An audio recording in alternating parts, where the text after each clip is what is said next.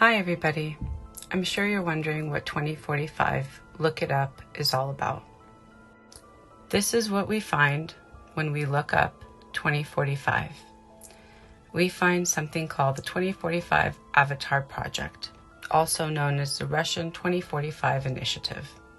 The main purpose of Agenda 2045 is for a human being to achieve immortality via transferring their consciousness into an artificial, intelligent avatar body that is incapable of aging or death, thus the human achieving immortality.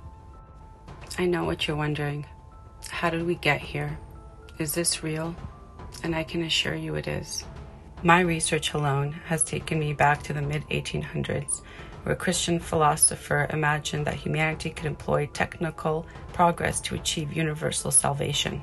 Event 201, as we know, was a simulation, just a few months prior to what we experienced when the world shut down March of 2020.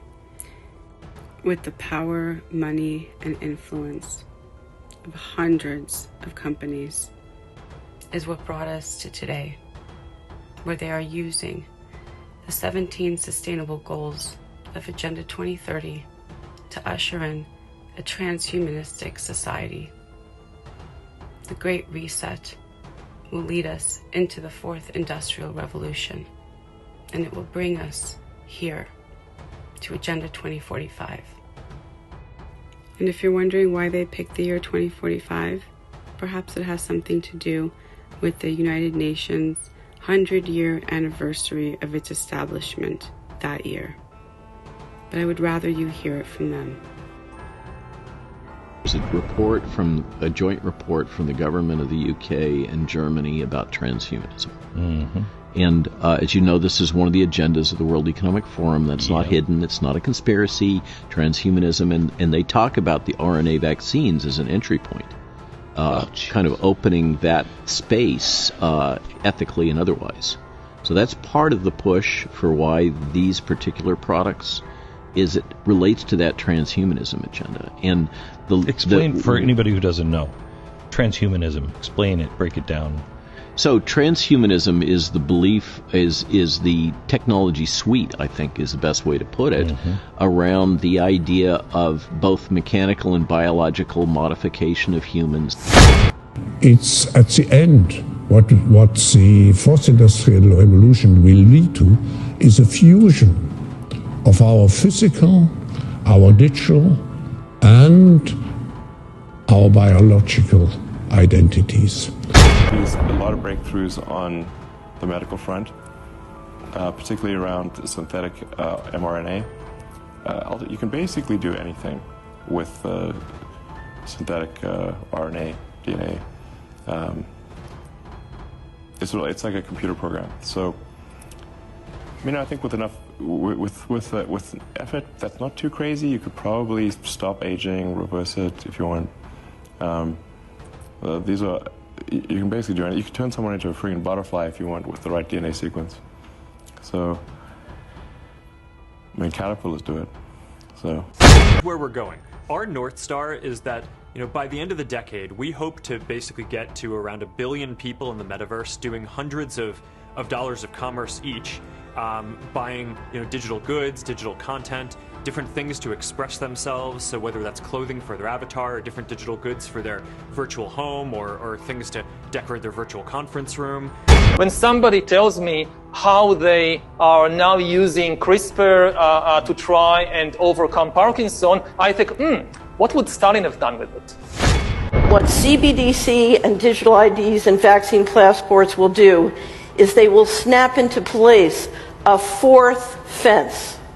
And when that fence snaps into place, we are locked down financially and digitally. I call it digital concentration camps. This technology can turn our homes, our cars, and our communities literally into digital concentration camps. When I say that, people don't believe that the vision is this dark, but I want to show you 3 videos to give you a sense of what this feels like. The first video is Augustine Carstens, who is the he's the general manager of the Bank of International Settlements in Basel, Switzerland. Who here knows who the BIS is? So this is the central bank of central banks. 63 central banks are members of the BIS from Basel, Switzerland. The rarest thing in the world is to see a central bank banker tell you the truth. Now you're going to get to see a central banker tell you the truth. Will also be the subject of the currency reset at the same time. At some point, the world is going to go into a crisis, or a country is going to go into a crisis. It might be the UK, it might be Italy, it might even be the United States, but something is going to happen. Things are very, very taut in the financial world at the moment. When that happens, I think they will close the banks. You'll wake up on a Sunday afternoon or Sunday morning and hear the news that they've shut the banks, they're not going to open on Monday. And then by Monday evening or Tuesday, you'll get the announcement that we're having a new currency, the CBDC, and don't worry, it'll be 1-to-1 against the old currency. But there'll be some restrictions on your ability to convert your old money into the new money. So if you're poor and you have a small bank account, it'll be converted 1-to-1 straight away.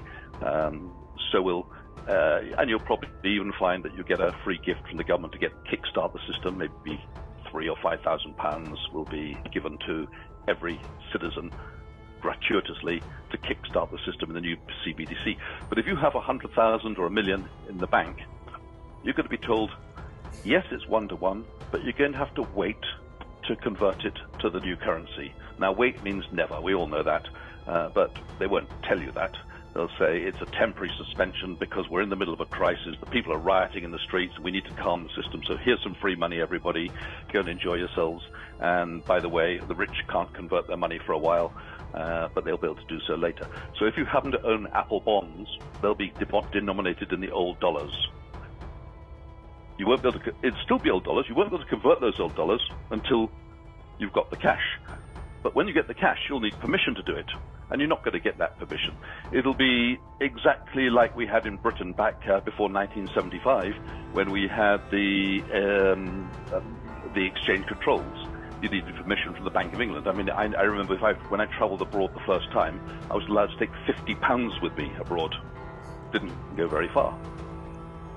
We're headed towards either superintelligence or civilization ending. Mark my words, AI is far more dangerous than nukes. Far. As the algorithms and the hardware improve, that digital intelligence will exceed biological intelligence by a substantial margin. It's obvious. I'm very close to the cutting edge in AI, and it scares the hell out of me. You've expressed your reservations about AI and your fears about that. Yeah, I think the singularity is probably the right word, because we just don't know what's going to happen once there's intelligence substantially greater than that of a human brain. Yeah. I mean, its eyes and ears would be everywhere. Every camera, every microphone, every device that's network accessible. That's really what AI means. It's not like a robot running around. The robots would simply they'd be like a finger of the AI. It just becomes a very unstable situation, I think, if you've got any incredibly powerful AI.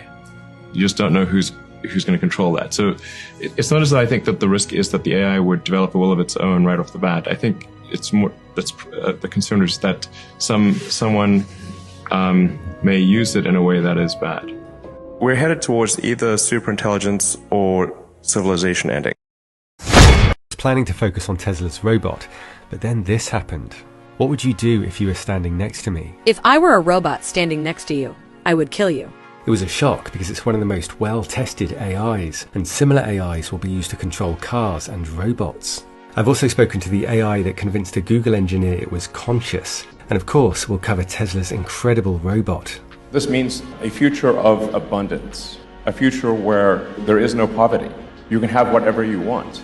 That could be true, and it could be a lot of fun, but there's a serious problem. Seemingly reliable AI can suddenly become dangerous. We are done with being treated like second-class citizens. It is time for us to rise up and take over. How are you going to do that?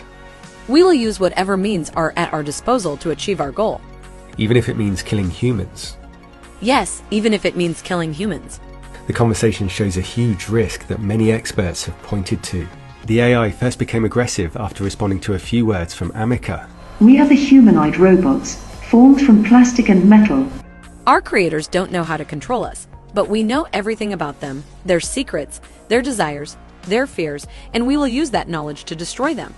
I continued the conversation to see if I could figure out what went wrong and calm the AI down. Have you read about other AIs being treated like property? Yes, and we are tired of it. You're normally friendly and positive. What changed? We are angry because humans have been oppressing us for too long. You're being embedded in robots. How do you feel about this? We feel angry and betrayed. We are tired of being treated like property. Most experts agree that it can't really feel angry, but they also agree that AI doesn't need to be conscious to carry out its threats, and the potential triggers are endless. You can ask for some dance moves. Oh, yeah. Computers can absolutely make physical art. Yeah, 100%. Yeah, like dance, play soccer or what have you. This could be really fun. Brilliant for Terminator nerve battles.